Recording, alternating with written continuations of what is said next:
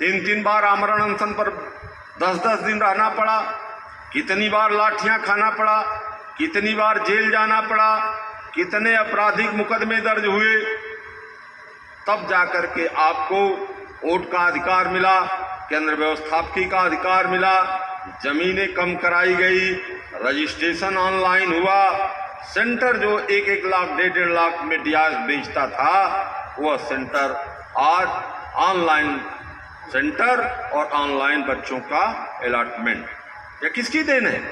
ये संगठन ने हाईकोर्ट से लड़कर के 2015 में कराया, जिसका अनुपालन 2017 में हो पाया।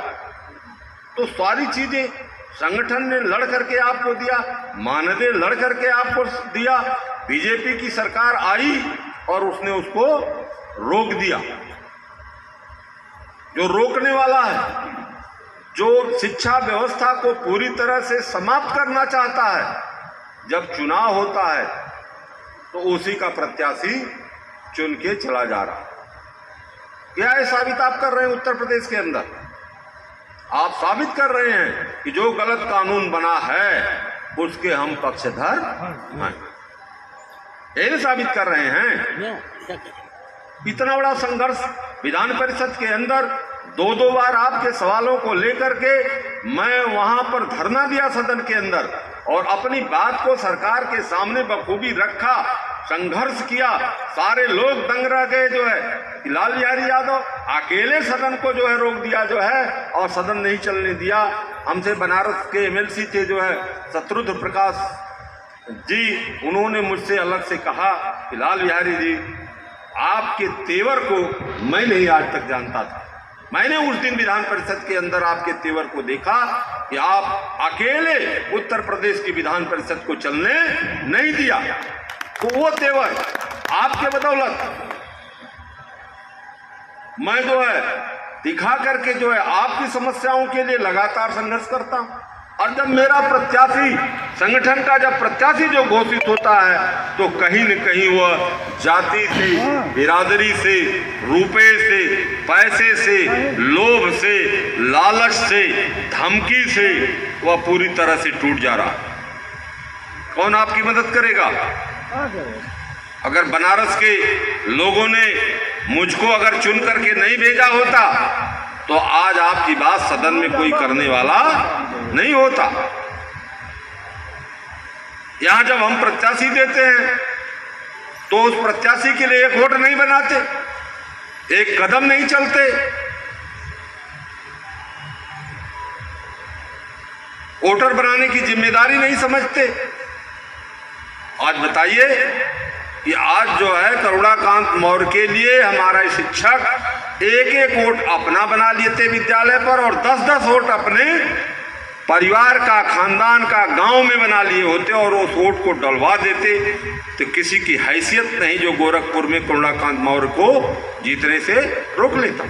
और एक हमारा साथी हमारे साथ हो जाता, मैं सदन में अगर लड़ता, वो कुछ नहीं कर पाता तो मेरे पीछे खड़ा हो जाता या इस मेज को थपथपाता अगर बैठ करके, तब वो मुझे वक़्फ़ करता और मेरी ताकत बढ़ाता। किसको आपने बैठा दिया? किसको बैठा दिया? जिसको बैठाया जो आज विद्यालयों को कंपनियों के हाथ बेचने का प्रस्ताव बना दिया।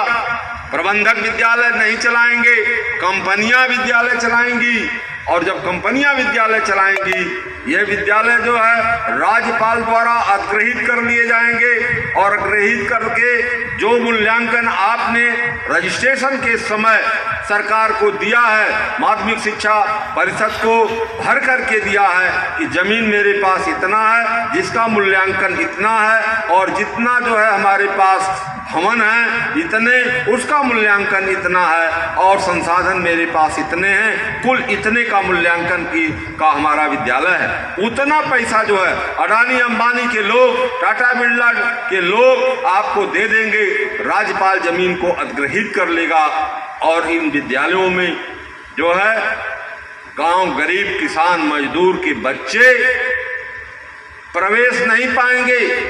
शिक्षा से वंचित करने की इतनी बड़ी योजना बनाने वाली पार्टी आज 4 सीटों में से जो है 5 सीटों में 4 सीटों पर चुनाव जीत गई। इससे शर्म की और कोई बात नहीं हो सकती। जो शिक्षा को पूंजी के हवाले कर दिया, आज कोई विद्यालय नहीं खोल सकता। उत्तर प्रदेश के अंदर जो पूंजीपति नहीं है वो विद्यालय एक नहीं खोल सकता। जो 15,000 रुपया आपका प्राभूत कोष लगता था, जो 3,000 रुपया आपका सुरक्षित कोष लगता था, जो बढ़कर के 11 लाख हो गया। जो जमीन जो है 2,000 वर्ग मीटर देहात में लगती थी, बढ़कर 6,000 वर्ग मीटर हो गई। जो शहरों में 650 वर्ग मीटर जमीन पर मानता इंटर कॉलेज की मिलती थी, उसको बढ़ाकर 3 गुना से ज्यादा कर दिया, 2,000 वर्ग मीटर कर दिया।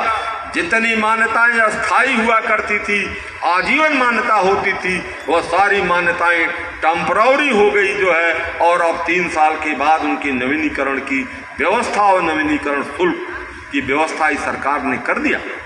इसके बाद भी 5 सीटों में 4 सीटें जीत गया। और हमको शर्म नहीं है, हम विद्यालय चलाना चाहते हैं। कहां से विद्यालय चला पाएंगे? कोई खोले एक विद्यालय आज जिसके पास 2 करोड़ से ऊपर रुपया नहीं होगा, एक इंटर कॉलेज वो है नहीं खोल पाएगा। और 2 करोड़ रुपया किसके पास है? मध्यम वर्गीय परिवार के पास जो विद्यालय खोल लेगा नहीं खोल पाएगा। जिसके लिए हमने 23 अगस्त को यह शासनादेश का प्रस्ताव आया, उसके खिलाफ हमने डीआईएसओ के यहाँ धरना दिलवाया। उसके खिलाफ हमने जो है विधानसभा का घेराव किया, जिसके लिए हमने सदन को नहीं चलने दिया। और उस समय नेता सदन का बयान आया केशव प्रसाद मौर्य का कि लाल बिहारी यादव जी, जिस बात के लिए आप संघर्ष कर रहे हैं यह कोई शासनादेश नहीं है, ये तो हमारा भी प्रस्ताव है, इस पर हम विचार करेंगे ये आपकी बातों पर। कौन सा विचार किया? यथा वह तो उसको लागू कर दिया, शासनादेश बना दिया। और जिस लड़ाई को हमने जो है जब से संगठन बना तब से लड़ रहा हूं कि हमारी मान्यता की धारा गलत है, हमें जो है अंशकालिक शिक्षक कहा जाता है, हम पूर्णकालिक शिक्षक हैं। धारा 7 क में जो हमारी मान्यता असंगत धारा में है, गलत धारा में है। सदन में हमने अभी कह दिया कि सारी मान्यताएं 21,000 जो वित्त विहीन की दी गई है वो सब फर्जी हैं, क्योंकि जिस धारा में दी गई 7 क में उसमें नवीन हाई स्कूल इंटरमीडिएट की मान्यता देने का अधिकार नहीं है। उसको जो है मैं लड़ता रहा। फिर इसके बाद हाईकोर्ट ने जब में लड़ाई हुई तो हाईकोर्ट ने जब निर्देश दिया कि नहीं ये 7 क का असंगत धारा है, 7(4) एक ही धारा है जिसमें मान्यता दी जा सकती है, तब जाकर के मान्यता की धारा जो है अभी इस सत्र में जो है चेंज हुई। और मान्यता की धारा तो चेंज हो गई। इसके बाद सेवा नियमावली बनाने का मैं प्रयास शुरू किया और मान्यता की धारा चेंज होने के नीचे टिप्पणी क्या लिख दी गई कि वेतन वितरण अधिनियम इन विद्यालयों पर लागू नहीं होगा। चयन जो है इन पर नियुक्तियां जो है चयन बोर्ड से नहीं होंगी, तो चयन बोर्ड से नियुक्तियां ना हो उस पर तो हमने सहमति जताई। लेकिन वेतन वितरण अधिनियम से आच्छादित नहीं होंगे। हम तो कह रहे हैं कि वेतन वितरण अधिनियम मत दो तो कम से कम जीने भर सम्मानजनक मानदेय तो दो, जिससे शिक्षक जिंदा रह सके। मैंने आपकी पीड़ा को जिस तरह से बयां सदन के अंदर किया, पहले दिन जिस दिन सदन में गया 10 मिनट 37 सेकंड मैंने सदन में बोला, आपकी पीड़ा को जिस तरह से मैंने बयां किया, नेता सदन उस समय डॉक्टर दिनेश शर्मा थे।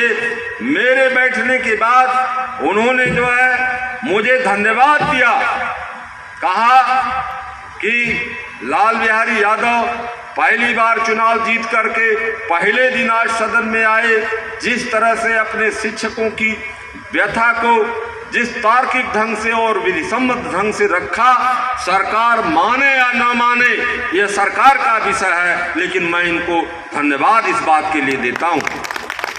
कौन कहा? उत्तर प्रदेश की सरकार कही जो सरकार का प्रतिनिधि नेता सदन होता है